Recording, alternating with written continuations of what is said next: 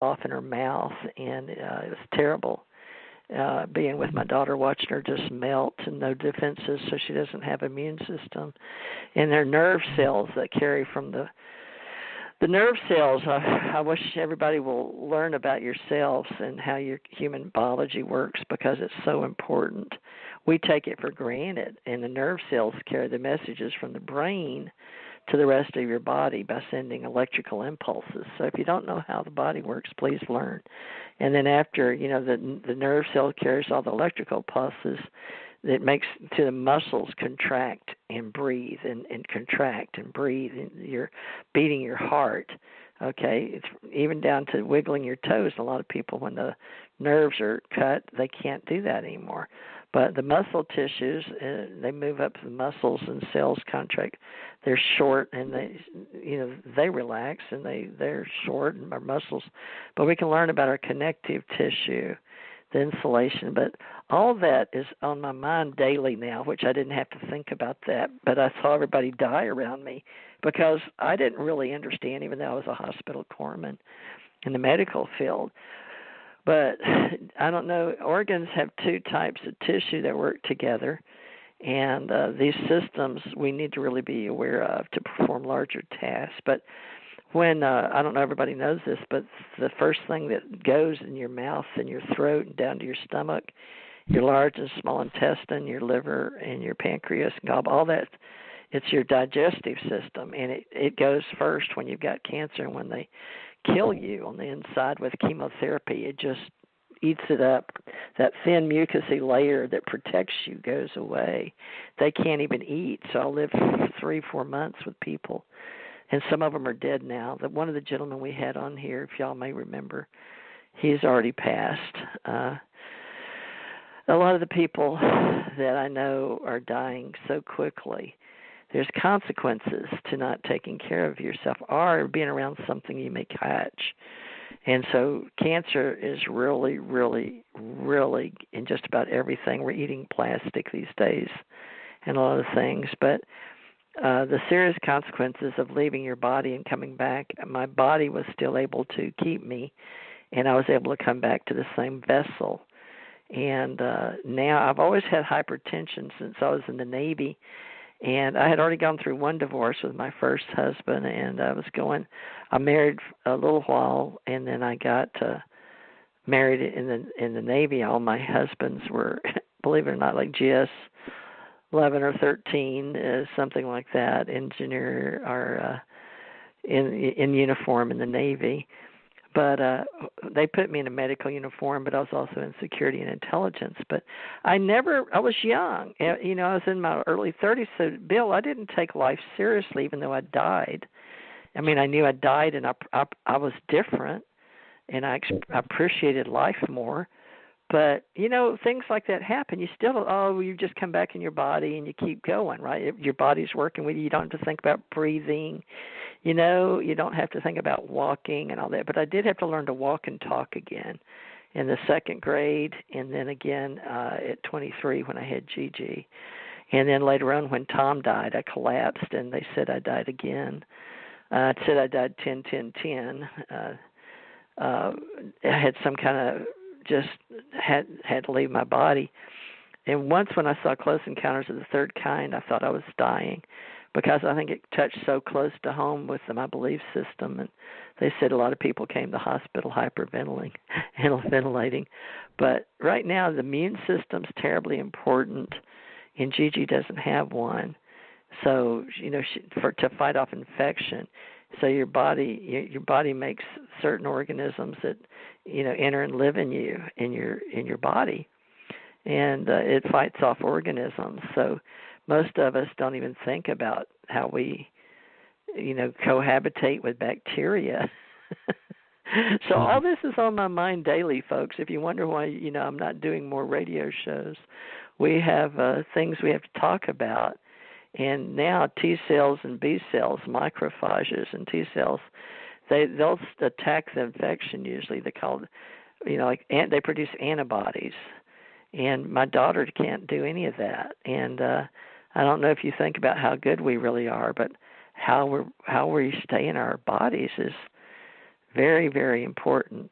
So, people would say I've got hypertension, but I've had it since high stress. Stress can cause all kind of weird things to happen to you. So, Bill, try to keep an open mind. And so this is very important to me to think don't smoke, don't do alcohol, don't do street drugs, meaning, if you can't eat, you can have an eating disorder. These have effects on your body, and that's why I think they were called sins, things that you do that are sin, because sins can cause death. Anything you do that's harmful to yourself, they call it spiritually that they're sins to death. There's all kind of ways to harm yourself and others, and we don't want to do that. But staying in the body, that I don't know about that magnetic field, but I do know that I studied it many, many years and, wrote about it and put it in books that I have. But how to help people that really need it every day now, if you have to be around these people that are really sick and can't heal themselves and you feel helpless. And I know there's a lot of people out there. And, Bill, you were a caregiver. You know what I mean? So, but your mother was older, right? But she just passed before your eyes, like Tom passed before mine. So I think an open walk. We need to discover more about how we stay in our bodies, especially when our bodies don't want us there or fighting us. Like my daughter with full-blown stage 4 leukemia, and her body doesn't want her in there.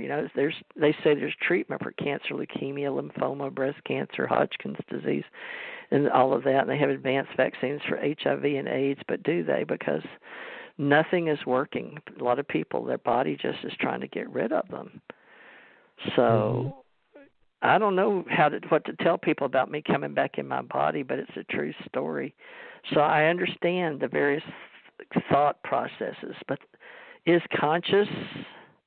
I mean, I wouldn't have wanted to stay in my body if I was brain dead. But maybe that's when the body is still saying, okay, well, we're okay, but your brain's not okay. So they'll say you're dead if your brain is dead and your body's living.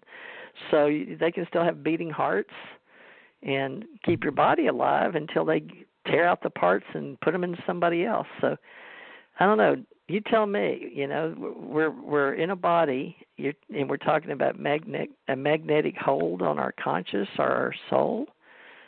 It depends on each individual. But what is the general? We talk in general. Is that what we do, Bill, about our role in life? Help me out here. Yeah, we do. And like I say, this whole idea of the magnetic field is kind of like an aspect of that design process we were talking about earlier. This is the way it's designed.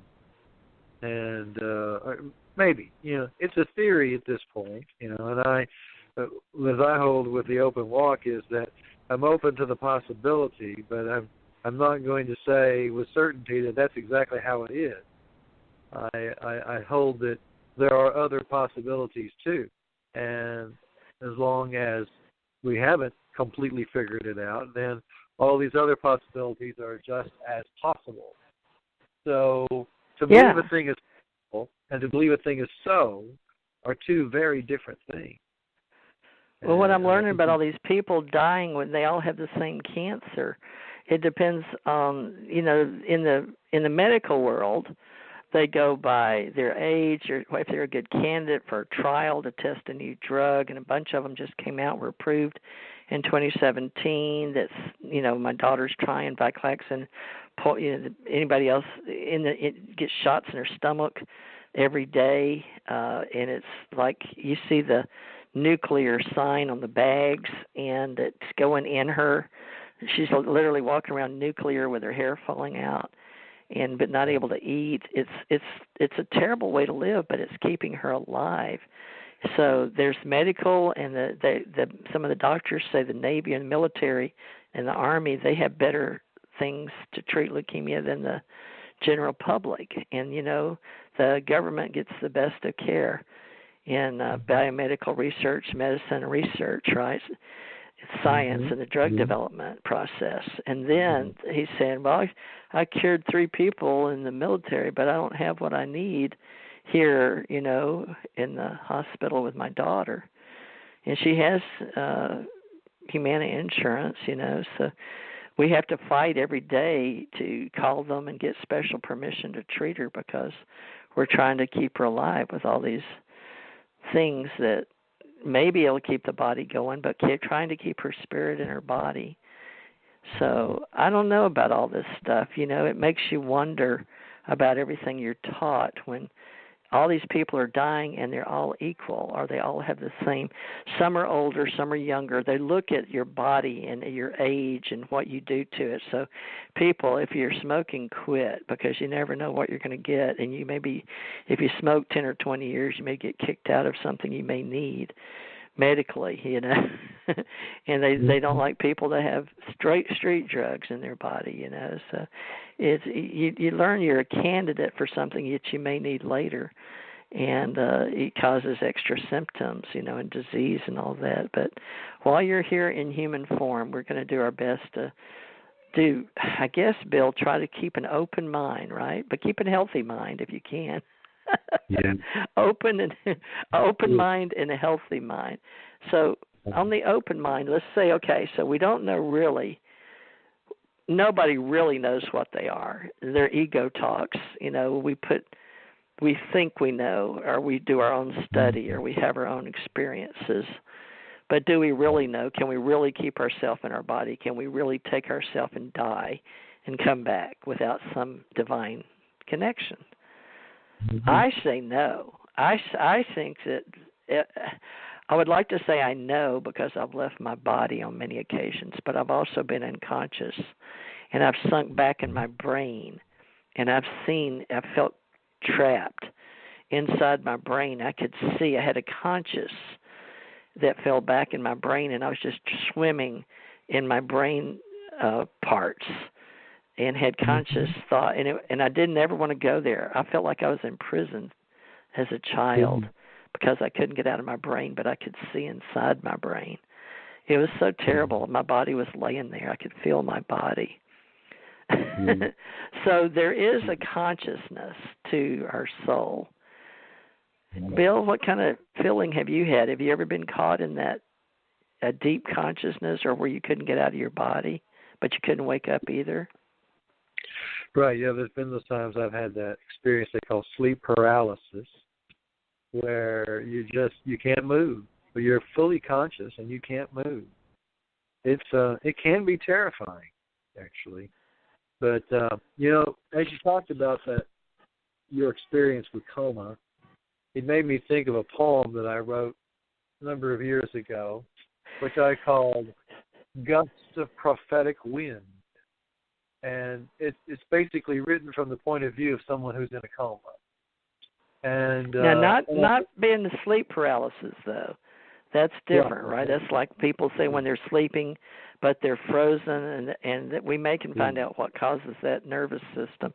But mine was, I was so sick with diarrhea, throwing up, like I had hepatitis, and had already gotten sick, and then the next year brought home, and I was laying there, and I was so sick, and my mother and aunt were up over me, but I was in and out of my body traveling. But I knew I had to stay in my body, but I sunk back unconscious, but I could see inside, swimming inside my brain, like figure eights and going around in knots and traveling, and I felt my spirit. It was like a just inside my brain. And that's what one of the doctors told me, that's impossible. How could you do that? He'd never heard of anybody, but that's what it felt like. So I don't know what that's called, but I'd like to help find out what that is. And then, so what are you talking about? Now, sleep paralysis is one level of consciousness, or being stuck. Right, and that having is an open mind. You come back out of it eventually. It's not something that gets you stuck permanently. But then. The state you Go were ahead. talking about, what you were talking about sounds more like, it sounds more like a kind of comatose state, or something similar to that. And I've never experienced a coma. I don't really know what it's like, but I've got this this poem, like I said, and a lot of people who've read it, they said they thought I really pegged it. That it sounded very much like it.